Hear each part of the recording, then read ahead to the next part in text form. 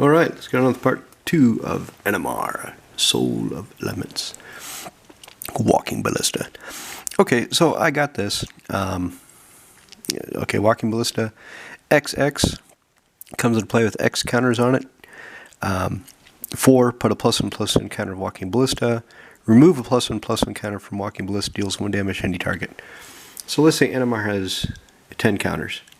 Well, just plop this guy down and he comes into play with 5.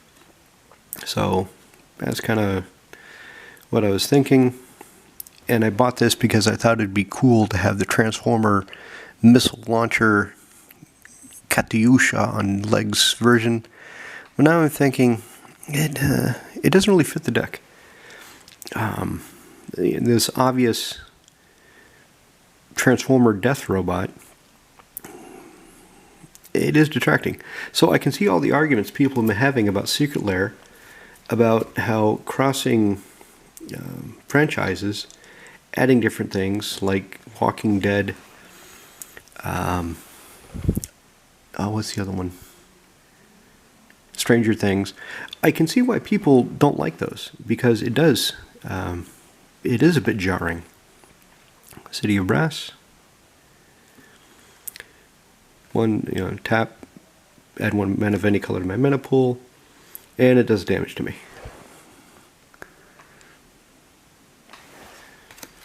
So, okay, this is a robot dragon, but it still falls in the realm of Magic.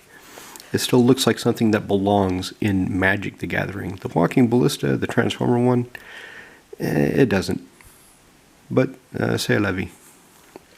I'll keep it. I just will be more careful in the future when I go to purchase such things. So Steel Hellkite, 6 for 5/5 flyer. 2, he gets +1/+0 until end of turn. Or when he hits somebody, I can spend X and destroy all 9-land permanents. That player, is it? Yes. Okay. Sorry. Again, I had to read the card. So when I hit somebody, I can spend X, and then I destroy everything they have that cost X. So if I hit them, and they've got a grip of tokens, if I X for 0, okay, all your tokens die. Let's say they have Soul Ring, Mana Vault, and I X for 1, poof, there goes Soul Ring, poof, there goes Mana Vault, destroyed. And of course, being colorless, if I have 6 counters in Animar, he's free. Free! Stomping Ground. Misty Rainforest. Reflecting Pool. Sometimes this really... There's been a few games that's really irritated me because I needed that 3rd color, and I get this land, and it will not give me the 3rd color unless one of my other lands can provide it. But it's still a good card. I still like it. Vizier of the Menagerie. 4 for 3/4. Look at the top card of my library whenever I feel like it. I may cast the top card of my library if it's a creature card, and I can spend manas or mana of any type to cast creature spells. Works good in the day. Okay, Void Husher. Void Mage Husher, rather. So, I don't see her played very often. In fact, in my group, I'm the only one that plays her. I don't know why. 4 for a 2/2 flasher. When she comes into play, counter target activated ability. There are so many bloody activated abilities now in EDH games that she's plus when she comes into play, I can return, whenever I play a spell, I can return her to my hand. So, counter that ability. If I play another spell, doesn't matter. I play another creature, bounce her back to my hand. Do it again. Remember, Planeswalker abilities are activated abilities. So somebody's going to do some nonsense with bloody Nicol Bolas. Poof! Nope, no nonsense this turn, but go ahead and play your cost. So this is a card I highly recommend you look at if you've never considered or seen her before. Yes, some games she'll just sit in your hand and not do anything, but the games when she is useful and does work, She does strong work. She works hard for the money. Okay, Draining Whelk, 6, but not really with Animar.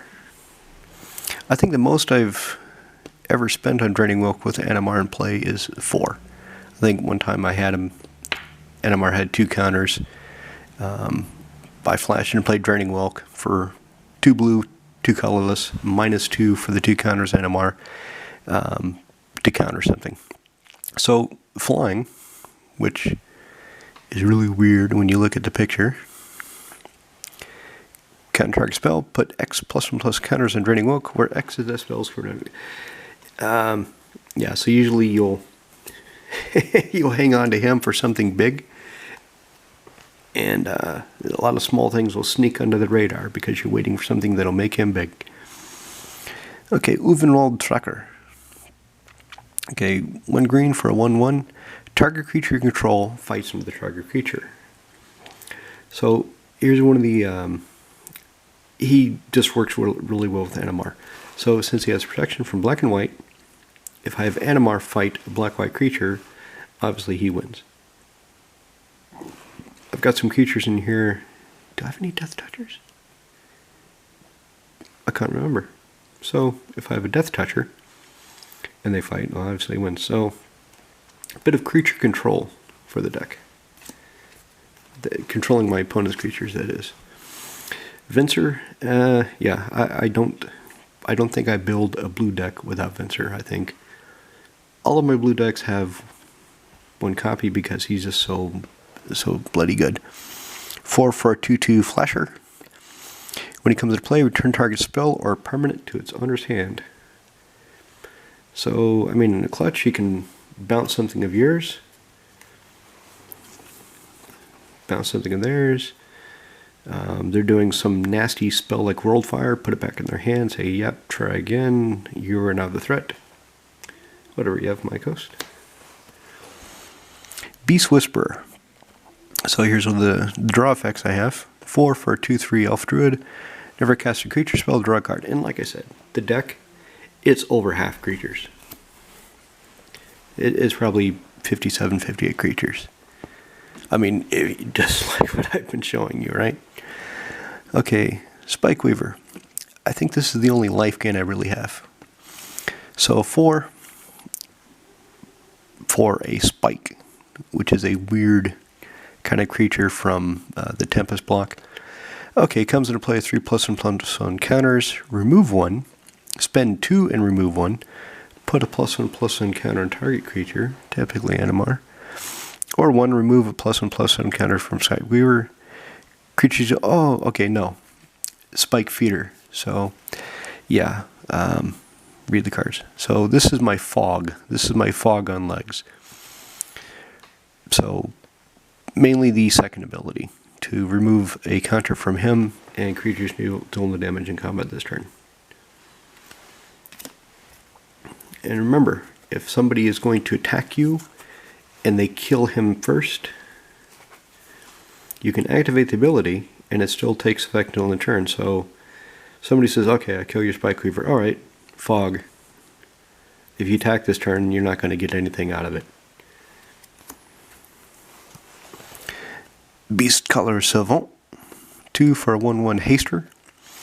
Add 1 mana of any color to my mana pool. Spend it. So basically he's a walking ancient ziggurat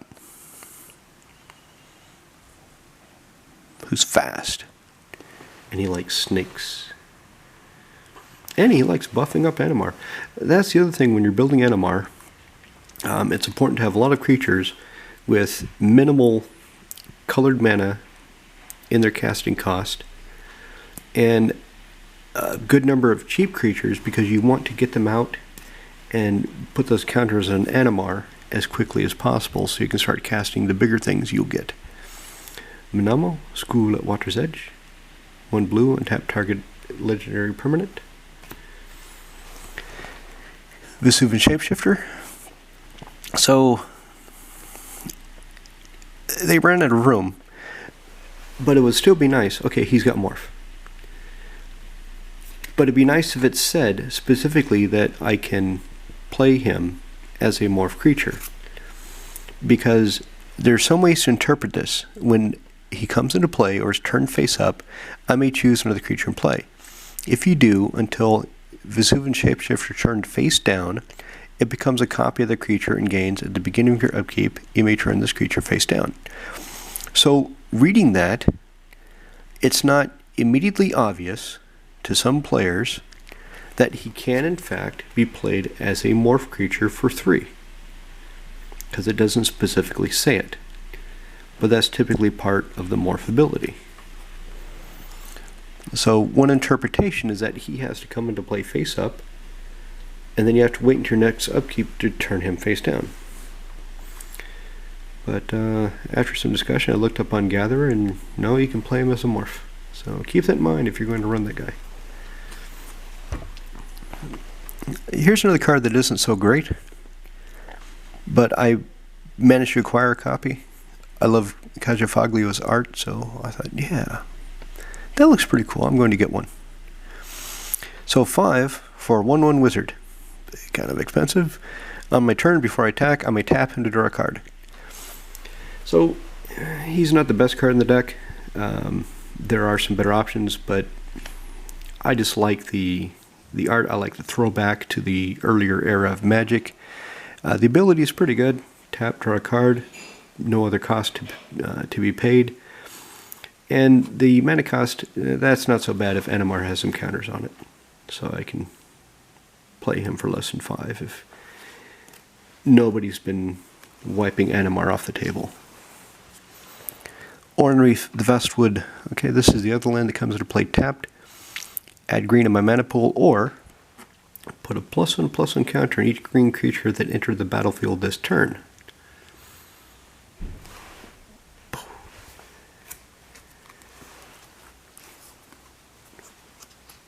Blind Seer. I don't know why this is €100. I really don't. I looked it up on EDH Rec. I asked a question on Reddit, and the answer was basically scarcity. Dude, there's just not many of them. Okay, but it's not that played in that many decks. Well, some dude on YouTube once showed it in his deck, and everybody thought it was cool, so they started buying them. Okay, so why aren't people playing them in their decks in EDH Rec now? Shut up, dude. Scarcity. So anyway, this card in foil shot way the hell up. I don't know why. I kind of want to sell it to lock in the gains, but then I wouldn't have one. And if they're going to reprint it, they're not going to reprint it in this pretty a foil, because that's just the way Wizards works. And they probably wouldn't even use the original art, which is Urza. That is, in fact, Urza right there. So, Blind Seer. 2 colors, blue, for a 3/3. 1 colors from blue, target spell or permanent becomes a color of your choice until end of turn. So here's a game I was having with a friend of mine. He was playing Pirates. I was playing Animar. Animar had something like 30 counters. But he started managing to kill off my creatures. I forget the exact game state.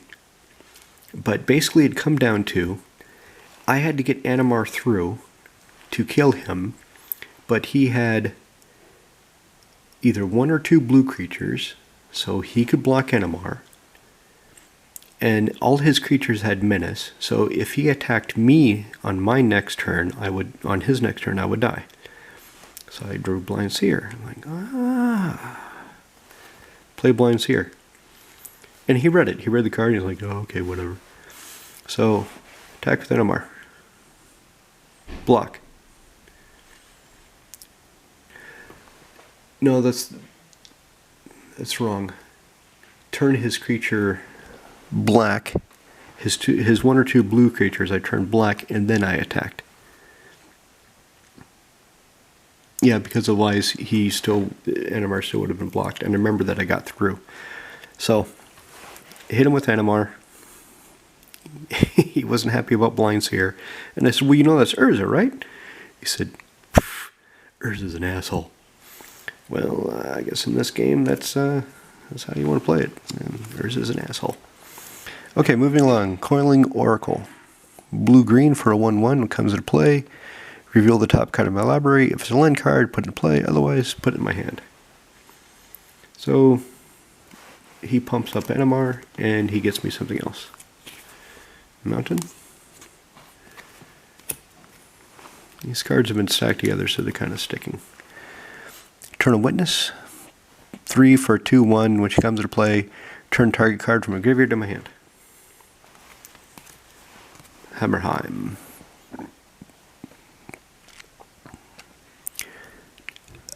This has never been relevant. I've had this in play several times. I just keep in the deck, and I like it, and I love the art, and I like that it's a throwback to the first days of Magic, being Legends, but almost nobody plays Landwalk, so it's just essentially a mountain with a pretty picture.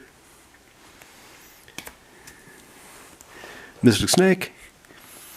1 colorless, blue, blue, green for a 2/2 flasher. When it comes to play, counter target spell. So, like I said, one of the good things about Animar, he gives access to counter magic. Duplicant. Another cool thing. So if Animar has 6 counters, he is free. He just comes into play as a 2/4. But I can exile another creature, and then becomes a copy of it. Takes on the power, toughness, and creature types of the exiled creature. So he doesn't become an absolute copy. He just looks like it and becomes as powerful and tough as it is. But the other abilities, all that, no. Crystal Shard. 3 or 1 blue. And obviously I'm going to be paying the 1 blue. I'm going to be paying 3. Return target creature to its owner's hand unless its controller pays 1. So, obviously, if the person that I'm using this on can stop the ability just by paying 1, it's not there really for my opponent's creatures, it's there for mine. Yes, this is there so I can bounce my creatures back, get more value out of them. Speaking of value, Verdurous Gear Hulk. 5/4/4/4 Trampler. Enters the battlefield, distribute 4 +1/+1 counters among any number of target creatures I control. So yeah, you can just play him, make him an 8/8 Trampler, but why not share the wealth? Opal Palace. I just love this full art. Just nice, shiny. Okay, anyway, add 1 mana of any color to mana pool. It filters it, so you have to spend 1 to add 1. It's a filter land. And if you spend this mana to cast your commander, it enters the battlefield number of additional +1/+1 counters on it equal to number of times when cast from your command zone this game.